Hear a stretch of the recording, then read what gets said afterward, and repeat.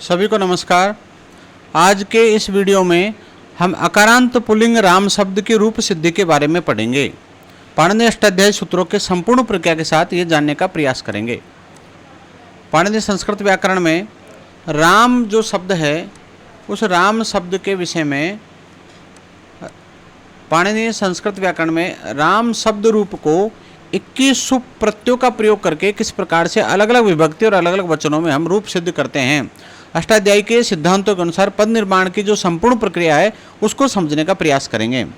आज के इस वीडियो में हम देखेंगे कि प्रातिपदिक से पद विधान, प्रातिपदिक जो मूल शब्द है किस किस सूत्रों का प्रयोग करके हम उसे पद बनाते हैं, ऐसा जो है वो भी हम इसमें जानेंगे। दूसरा विषय है सुप प्रत्ययों की तालिका। जो 21 सुप प्रत्यय हैं वो कौन सी विभक्ति और कौन से वचन में कौन सा प्रत्यय लगता है, उनको विस्तार से तालिका के माध्यम से भी हम समझेंगे।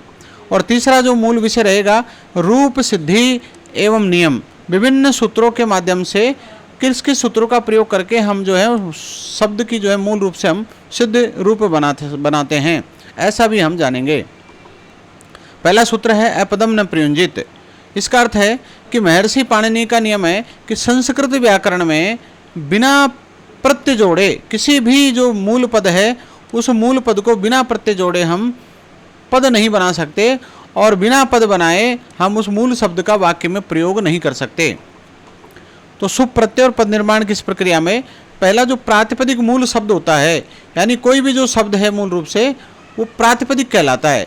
उस प्रातिपदिक शब्द को, जैसे राम है तो राम अकारांत पुल्लिंग प्रातिपदिक शब्द है जो अर्थवान होते हुए भी मूल रूप में प्रयुक्त नहीं हो सकता है। हम ऐसा नहीं है कि राम जो मूल शब्द है उसी का हम वाक्य प्रयोग करने लग जाएं, जब तक कि उसको हम पद नहीं बनाएंगे प्रयुक्त नहीं कर सकते संस्कृत वाक्य प्रयोग में। तो पद की आवश्यकता क्यों पड़ी?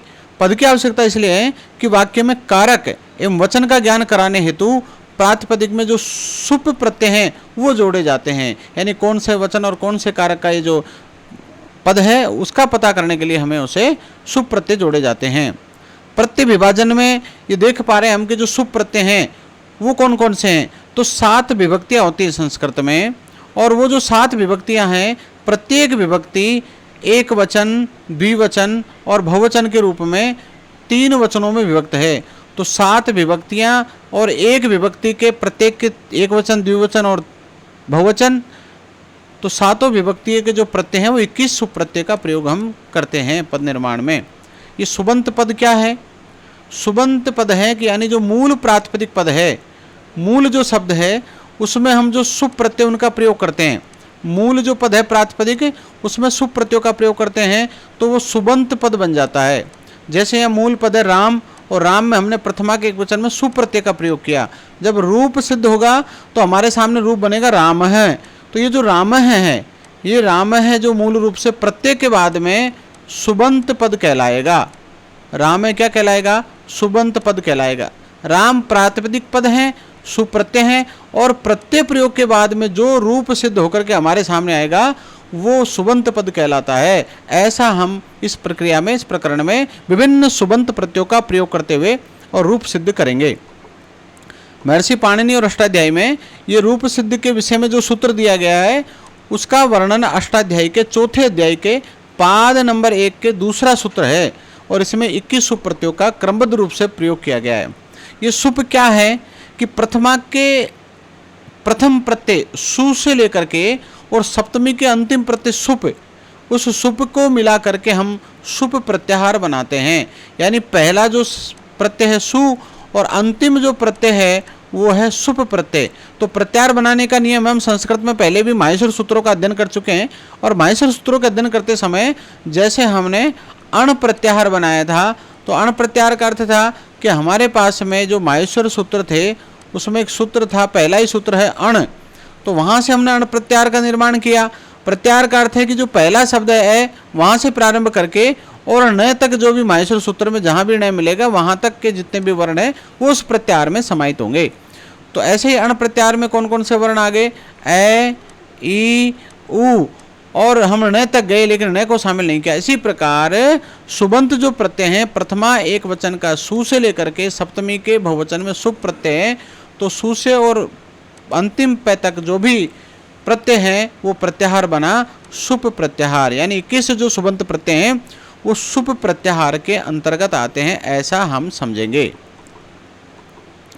मूल अष्टाध्यायी में जो सूत्र हैं वो हमारे सामने है। ये सूत्र है सो जस मोट षष्टाभ्याम, ये जो सूत्र है पूरा का पूरा सु से लेकर के और सुप के अंतिम पै तक, ये सूत्र जो है अष्टाध्यायी में चौथे पाद, जो चौथा अध्याय है उसके प्रथम पाद का दूसरा सूत्र है, ऐसा इसमें वर्णन है।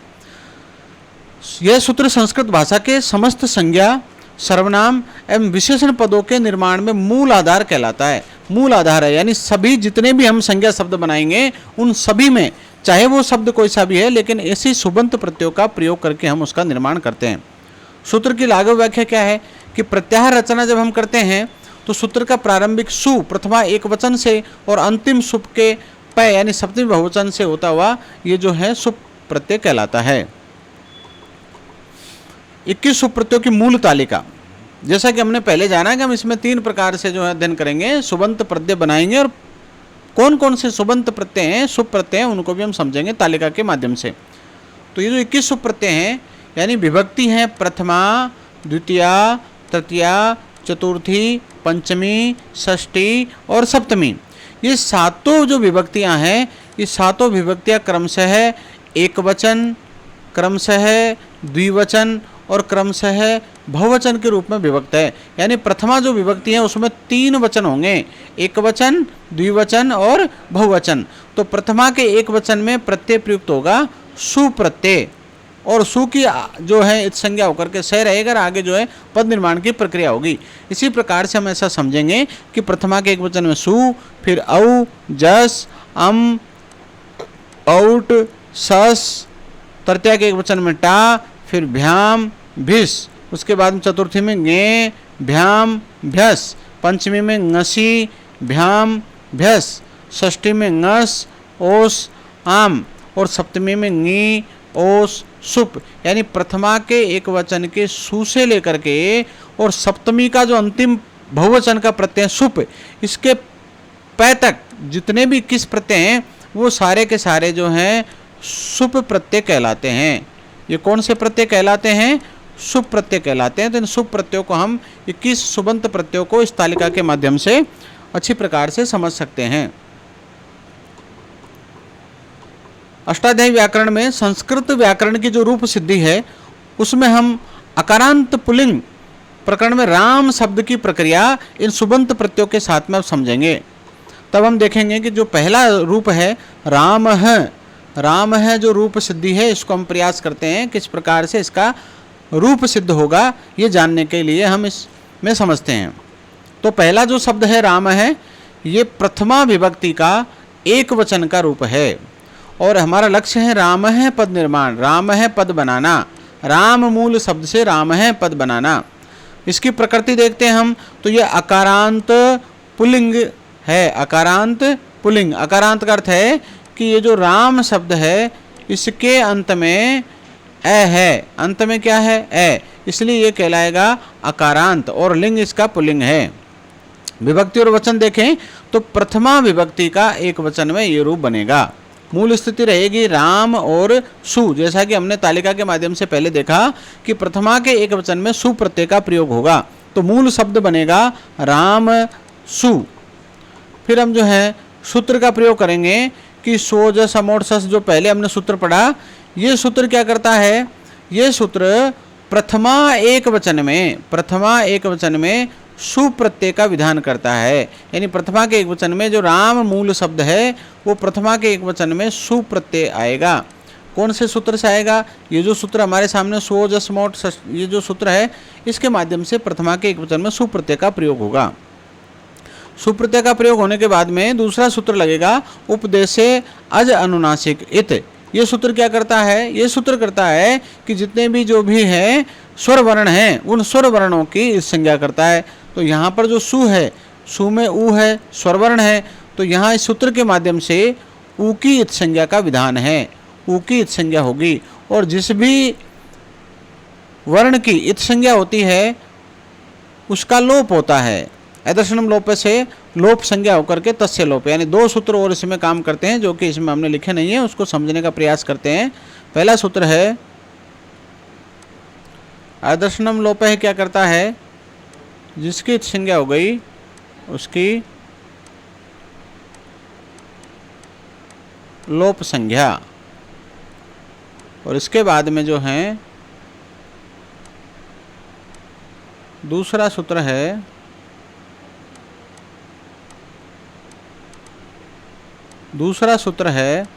तस्य लोप है। ये सूत्र क्या करता है, दूसरा सूत्र है तस्य लोप है, और ये सूत्र करता है कि जिसकी लोप संज्ञा हो गई, लोप संज्ञक वर्ण का लोप करना,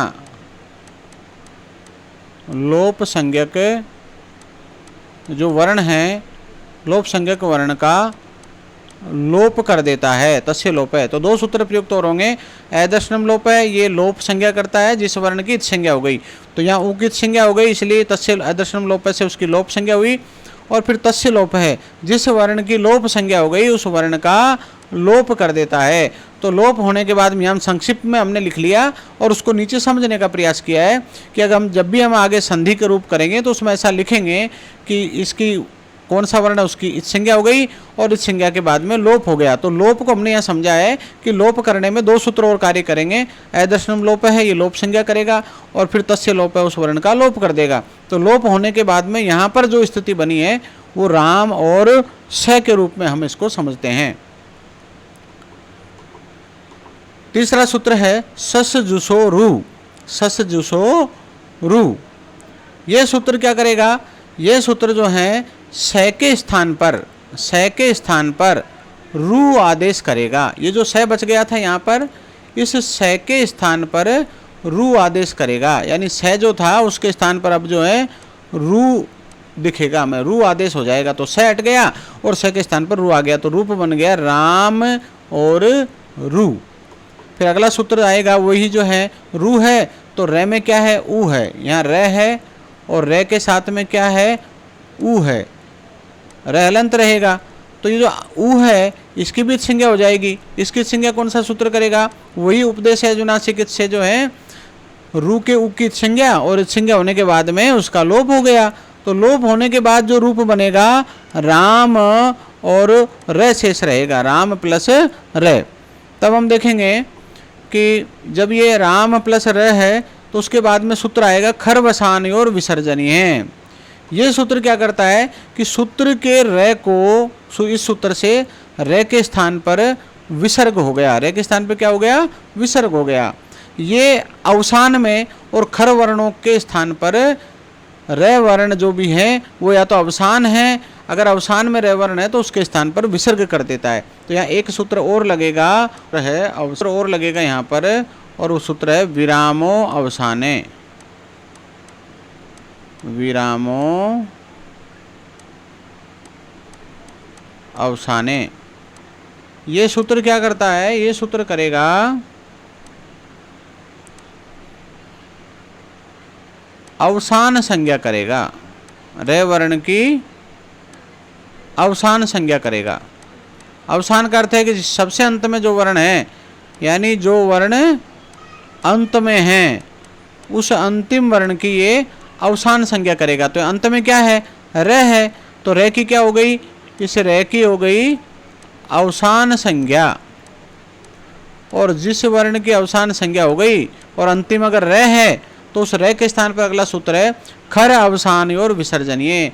ये रे के स्थान पर विसर्ग करेगा और रूप हमारे सामने बनेगा राम है। तो इस प्रकार से विभिन्न सूत्रों का प्रयोग करके हम राम है जो रूप है वो सिद्ध कर पाएंगे। तो सबसे पहले देखा हमने कि जो है सोजस मोट जो सूत्र है, इससे हम प्रथमा के एक वचन में सु प्रत्यय करेंगे, तो राम है सु आ गया। उपदेश विनाशिक से उकित से हो गई, तो हमारे सामने राम और स ऐसा रूप रह गया। फिर ऐदर्शन लोप से लोप संज्ञा और तस्य लोप से लोप हो गया, यानी जिसकी संज्ञा हो गई उसकी लोप संज्ञा और उसका ही लोप हो गया। फिर दूसरा सूत्र आएगा सजोसोरु, ये करेगा कि जो स है उससे के स्थान पर रू आदेश हो गया, रू में भी ऊ है, फिर ऊ की संज्ञा हो गई, लोप हो गया और रूप रह गया राम और रे। फिर अवसान संज्ञा हो गई, क्योंकि अंत में है रहे इसलिए उसकी अवसान संज्ञा हो गई। फिर अगला सूत्र कार्य करेगा खर अवसानीय और विसर्जनीय। ये सूत्र जो है खर वर्णों को अवसान में रहते हुए विसर्ग कर देता है। तो यहाँ जो र है वो क्या है, अवसान में है, र को विसर्ग हो गया और रूप बन गया राम है। तो इस प्रकार से हमें राम है मूल पद है उसका, इस प्रकार से हम जो है विभिन्न सूत्रों के माध्यम से सिद्ध कर पाएंगे। यानी प्रथमा के एक वचन में जो राम है रूप है, उस राम है रूप का जो निर्माण है वो हम सिद्ध कर पाए हैं। तो निष्पन्न रूप हो गया हमारे सामने राम। तो इस प्रकार से हम आगे राम शब्द के सातों विभक्तियों के जो रूप हैं उनको विभिन्न सूत्रों के माध्यम से इस प्रकार से सिद्ध करने का प्रयत्न करेंगे और समझेंगे कि कौन कौन से सूत्र हैं, कौन कौन से प्रत्यय लग करके पूरा जो राम शब्द है सातों विभक्तियों के तीनों वचनों में और विभिन्न सूत्रों के माध्यम से जो रूप बनेंगे उनको हम आगे वाले वीडियो में समझेंगे।